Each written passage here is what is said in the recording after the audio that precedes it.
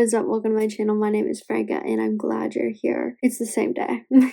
We're going over a different section of the lawsuit. So we have Justin and Melissa text messages. Justin goes, "This is not us, correct? Assuming the guy we brought in would never do this." And then sends a TikTok. Melissa says, "None of us would ever do this. Also, no one even pays attention to this person past 2005. He is not relevant. He does not create a news headline. He does not get picked up. He is just now a troll. There is not one outlet that would cover anything he said or take it seriously, and I think as well there is this struggle where it's kind of maybe even unbelievable the way that people are turning against her. But they are, organically. It's organic. She's blown herself up by her own action." And then Melissa sends an article. Melissa says, "This just ran. Obviously none of us knew about this either. But once media goes in, they go in. And the best thing we can do right now is be quiet. Let's get through this week together and just move on and back to the regular planning with Instagram posts and thoughtful ideas and messages. The content creators are on fire. She has handed it to them all on a plate. Just concentrate on the success of the movie, your family, and your next project. I have this weird feeling that she's going to reach out to you for a conversation in the next couple of weeks, or he will." I wonder if the he will is talking about Ryan, because Ryan's being dragged into this lawsuit as well. And then we have Tag PR sending texts. Someone says, "Blake Lively fearing for her career amid it ends with us backlash," and sends a link.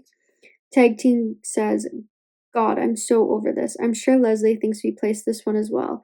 Melissa said, "Yep, and same." The article also deliberately ignores that Lively's publicist, Leslie Salone, of Vision PR, once backed by Harvey Weinstein, seeded stories critical of Baldoni, including that Baldoni was an sex predator ahead of the film's release. Salone did so even while Nathan attempted to cooperate in good faith. So then we have texts between Leslie and Melissa. Leslie says, "Yes, please, as thus info is all wrong. She didn't require script runs, nothing to do with this. She produced the film and got a cut. What the F is going on? The whole cast doesn't like Justin. Nothing to do with Blake. The reporting is that there were issues between her and Justin as well as others, and that Justin found it difficult to work with her. One of these reporters known is close with Stephanie Jones because they used to always get Tom Brady, Giselle, SHIT, and Steph reps him, I believe. I told them she's awful and not to rely on anything she says." Leslie says, "I'm telling you, she's a liar. They are panicking as the whole cast hates him." Oh, I'm confused. Maybe she's not talking to Melissa.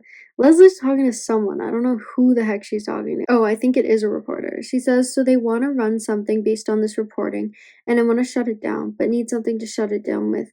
I know she's a liar. I just need to get my editor on board because she has 3 reporters feeding her BS2 from LA. Leslie said, "I promise she is lying.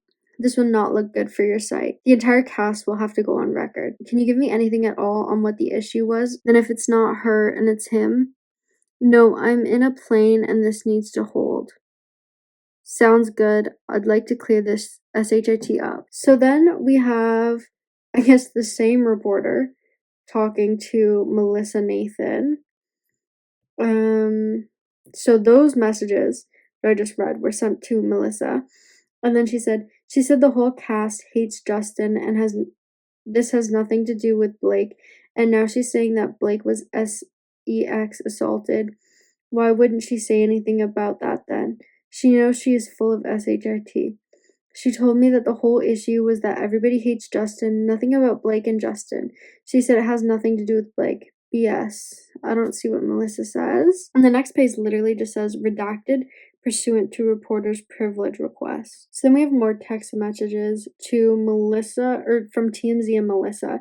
TMZ says, "I figured. I got some video from May 17th of Blake and Justin on set in Hoboken.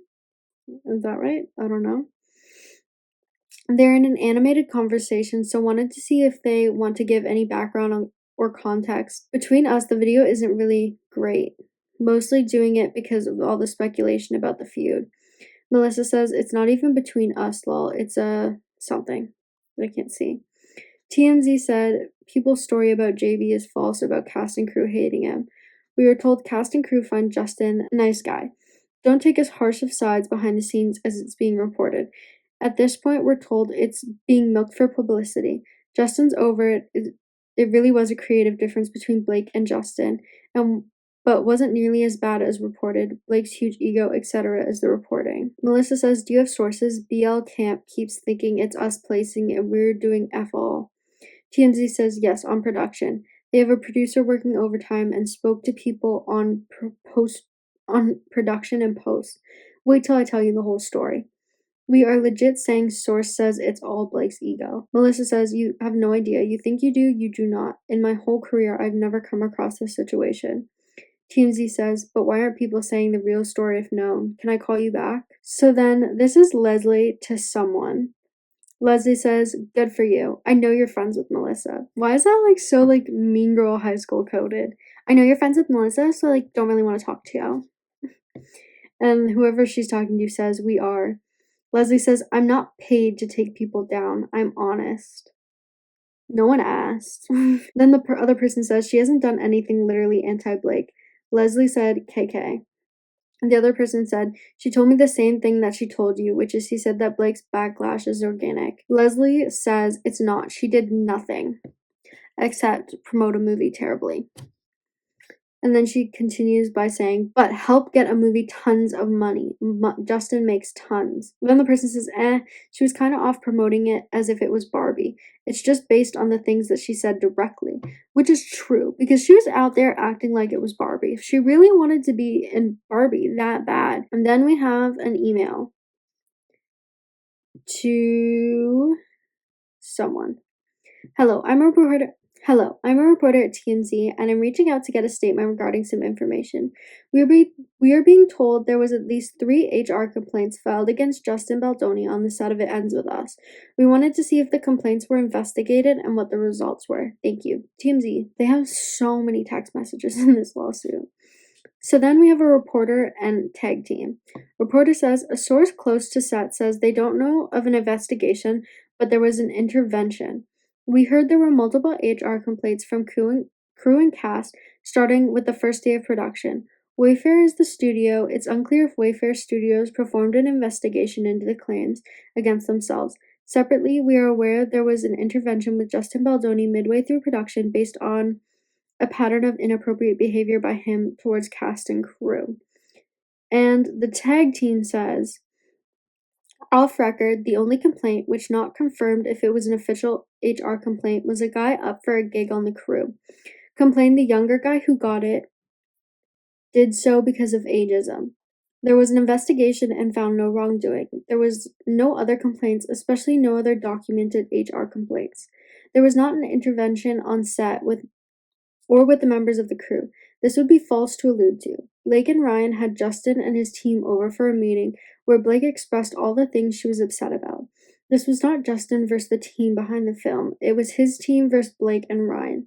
More of a continuous meeting. The way it reads now reads as if it was a proper intervention with cast and crew. Not true. Reporter, thank you. I just sent in. I'll keep you posted. Oh my god, more texts. So this is between Leslie and Melissa. So Melissa says, thank you, have a safe flight. Just also, I'm not doing one thing without speaking to you. I'm not answering one email about this situation. I've told everyone to not do one thing, plant seed, even speak to one reporter, even on background. Now I am involved. There will be no shock surprises to you.